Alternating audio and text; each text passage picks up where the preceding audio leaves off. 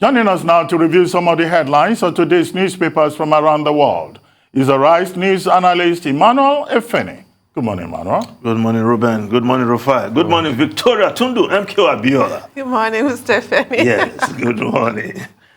Now, let's start the review with this day. Nigeria's newspaper of record, the lead story. Southern PDP governors ganged up against me, Wike Alleges.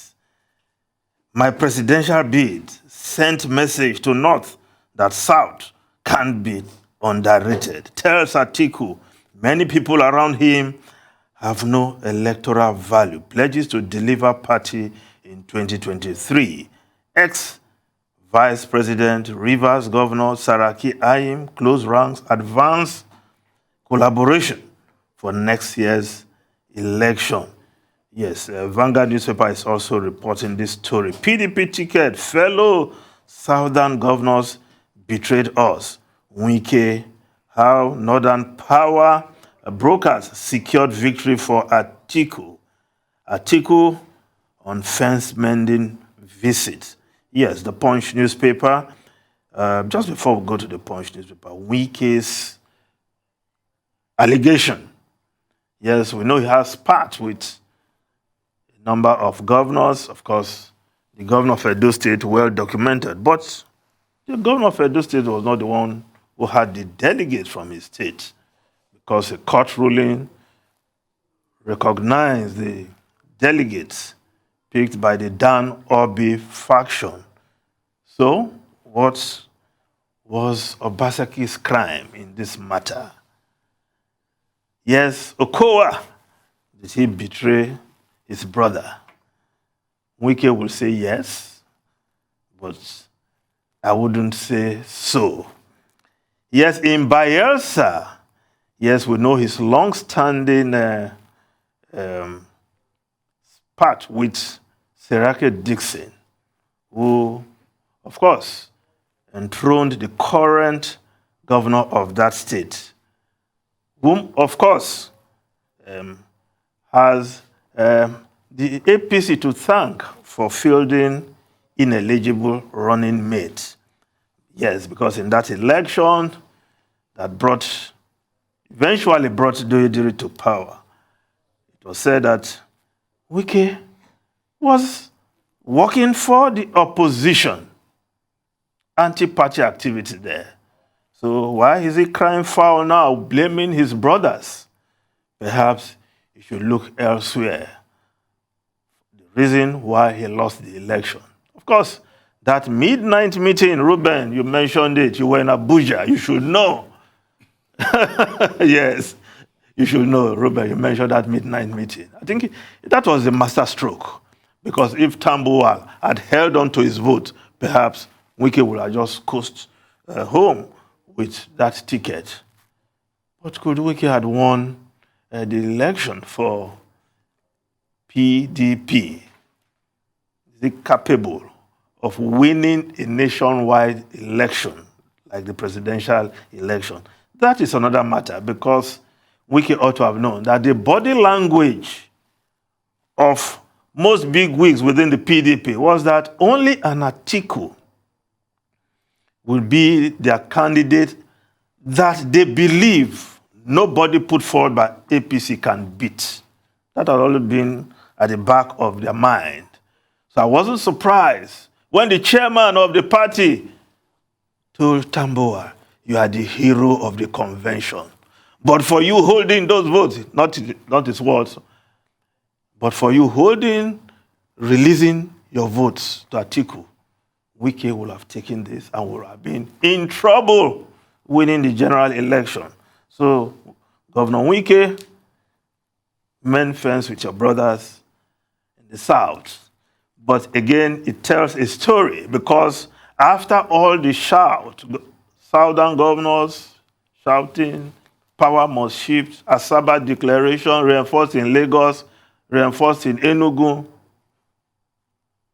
Yes, did they close ranks and present one aspirant to throw their weight behind? I think that's where the soul searching should begin from.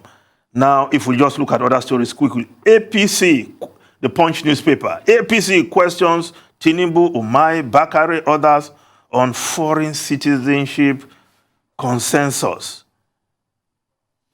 I like the way the APC is going about this, but we'd like to know the answers.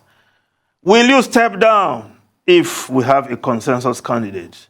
I think that's what the journalists will try to get, what each aspirant said to the panel.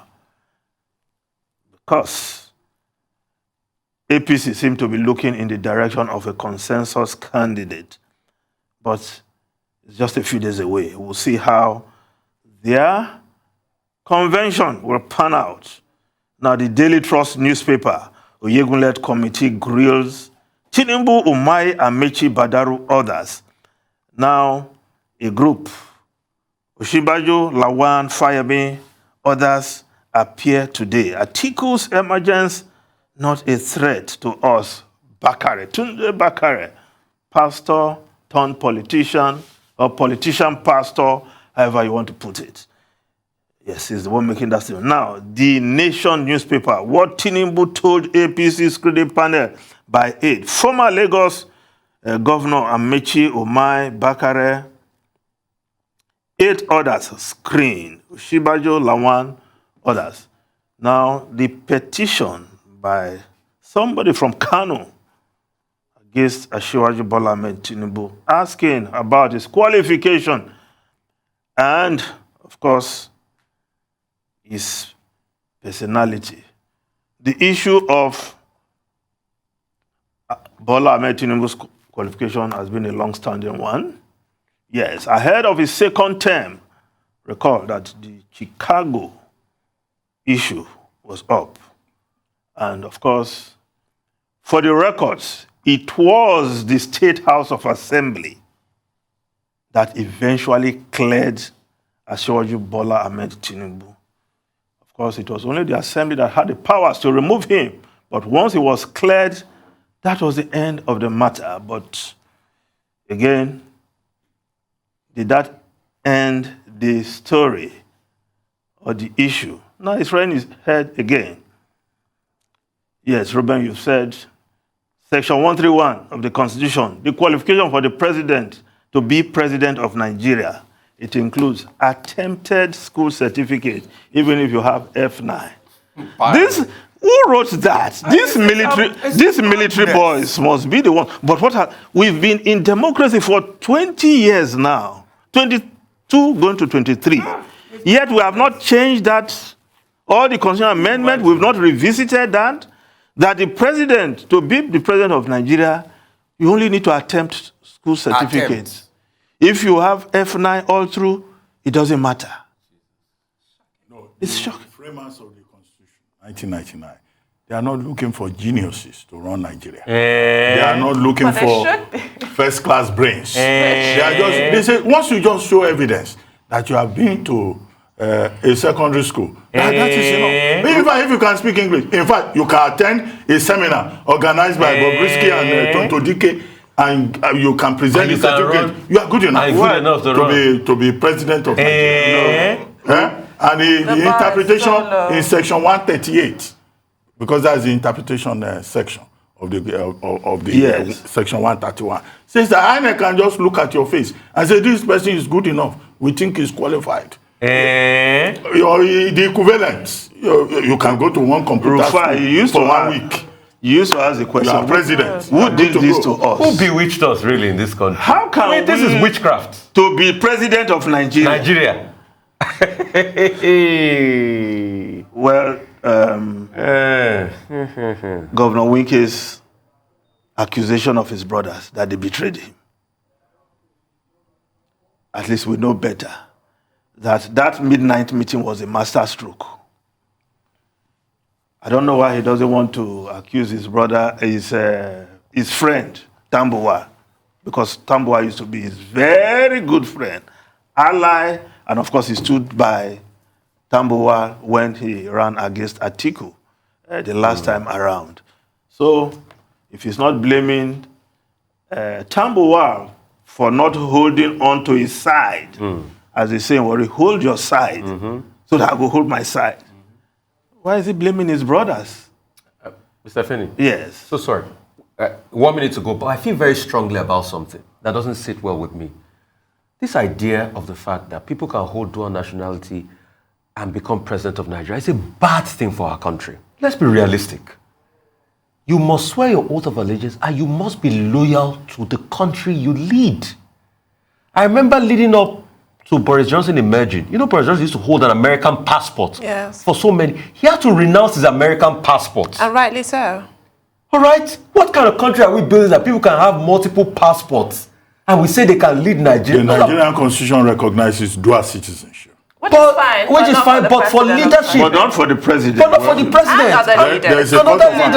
There is a court of it is appeal wrong. decision. It is wrong. Not a problem. It is wrong. I think it's a problem. It's a big problem. There's going to be big conflict of interest. Those who review the constitution, the National Assembly should take another look at. The president of Nigeria cannot be also the citizen of another country. It's unacceptable. So it's not a situation that we should tolerate. Manuel Finney, I guess someone will go to court again to test it.